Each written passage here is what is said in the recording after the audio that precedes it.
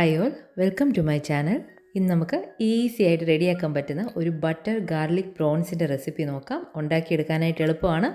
കുറച്ച് ഇൻഗ്രീഡിയൻസ് ഒക്കെ മതി. കുറച്ച് വെളുത്തുള്ളിയും ബട്ടറും പ്രോൺസും എല്ലാം കൂടെ ചേർന്ന് അടിപൊളിയായിട്ട് നമുക്കിത് വീട്ടിൽ റെഡിയാക്കി എടുക്കാൻ പറ്റുന്നതാണ്. ഇതൊരു സൂപ്പർ സ്റ്റാർട്ടറോ അപ്പറ്റൈസറോ ഒക്കെ ആയിട്ട് ഉപയോഗിക്കാം. ഇതുവരെ ട്രൈ ചെയ്തിട്ടില്ലെങ്കിൽ ഇത് നല്ലൊരു റെസിപ്പിയാണ്. ഇതെങ്ങനെ ഉണ്ടാക്കിയെടുക്കുന്നതെന്ന് നോക്കാം. ഇതിന് എന്തൊക്കെ ഇൻഗ്രീഡിയൻസ് വേണമെന്ന് നോക്കാം. അപ്പോൾ ഞാനിതിന് ഏകദേശം ഒരു 350 ഗ്രാമോളം പ്രോൺസ് എടുത്തിട്ടുണ്ട്. അതിനുള്ള ഇൻഗ്രീഡിയൻസ് ഒക്കെ റെഡിയാക്കി എടുത്ത് വെച്ചിട്ടുണ്ട്. അപ്പോൾ നമുക്ക് ഈ പ്രോൺസ് ഒന്ന് ക്ലീനാക്കി ഇതിൻ്റെ നടുക്കത്തെ ആ വെയിനൊക്കെ കളഞ്ഞ് എടുത്ത് വെച്ചിട്ടുണ്ട്.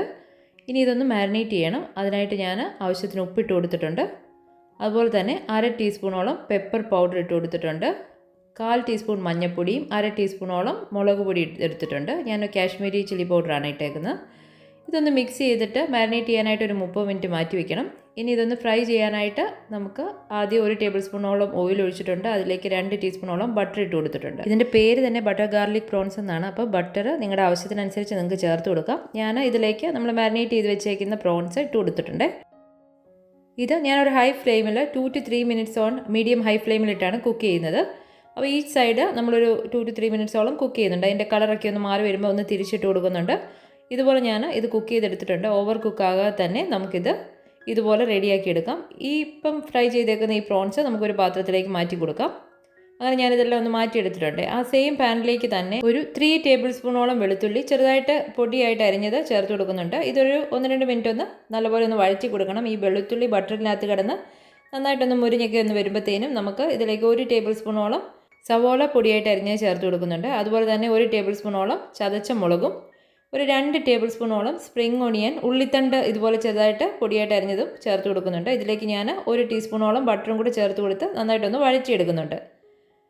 ഇനി ഇതിലേക്ക് ആവശ്യത്തിന് ഉപ്പും കൂടി ചേർത്ത് കൊടുക്കുന്നുണ്ട്. സോൾട്ടഡ് ബട്ടറാണ് ചേർക്കുന്നതെങ്കിൽ നിങ്ങൾ ഉപ്പ് നോക്കിയിട്ട് വേണം ചേർത്ത് കൊടുക്കാനായിട്ട്. അതുപോലെ തന്നെ 1/2 ടീസ്പൂണോളം പെപ്പർ പൗഡറും കൂടി ചേർത്ത് കൊടുക്കുകയാണ്. പെപ്പർ പൗഡറിൻ്റെ അളവ് നിങ്ങളുടെ എരിവിനനുസരിച്ച് നിങ്ങൾക്ക് കൂട്ടാവുന്നതാണ്. ഇതൊന്ന് മിക്സ് ചെയ്ത് കൊടുത്ത ശേഷം നമ്മൾ വറുത്ത് വെച്ചേക്കുന്ന പ്രോൺസ് ഇതിലേക്ക് ചേർത്ത് കൊടുക്കുകയാണ്.